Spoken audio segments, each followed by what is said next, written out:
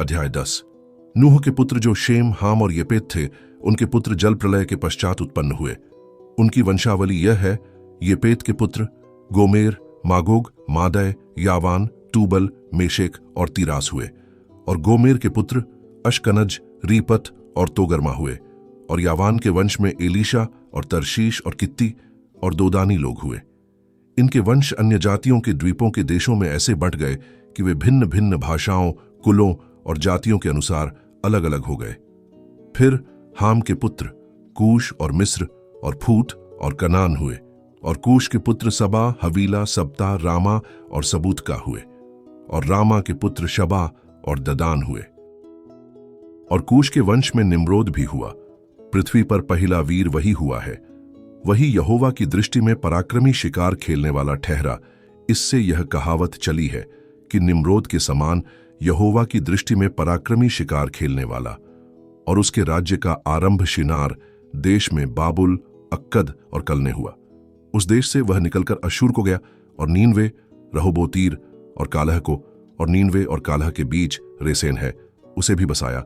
बड़ा नगर यही है। और मिस्र के वंश में लूदी, अनामी, लहाबी, नप्तूही और पत्रुसी, कसलूही और कप्तौरी लोग हुए। कसलूहियों में से तो पलिश्ती लोग निकले। फिर कनान के वंश में उसका ज्येष्ठ सीदोन, तब हित्त और यबूसी, एमोरी, गिरगाशी, हिव्वी, अर्कीसीनी, अरवदी, समारी और हमाती लोग भी हुए। फिर कनानियों के कुल भी फैल गए।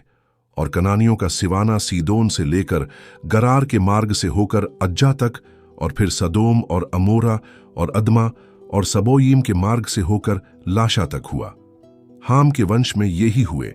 और ये भिन्न भिन्न कुलों, भाषाओं, देशों और जातियों के अनुसार अलग अलग हो गए।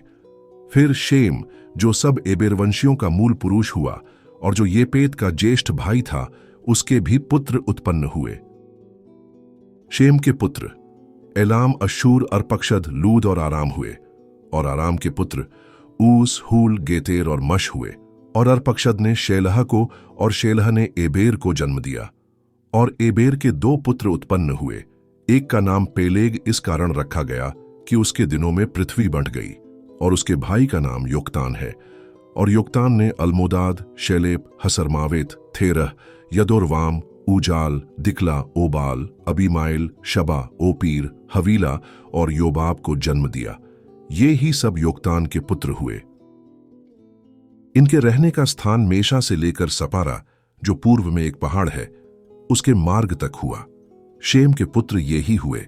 और ये भिन्न भिन्न कुलों, भाषाओं, देशों और जातियों के अनुसार अलग अलग हो गए। नूह के पुत्रों के घराने ये ही हैं, और उनकी जातियों के अनुसार उनकी वंशावलियां ये ही हैं। और जल प्रलय के पश्चात पृथ्वी भर की जातियां इन्हीं में से होकर बंट गईं।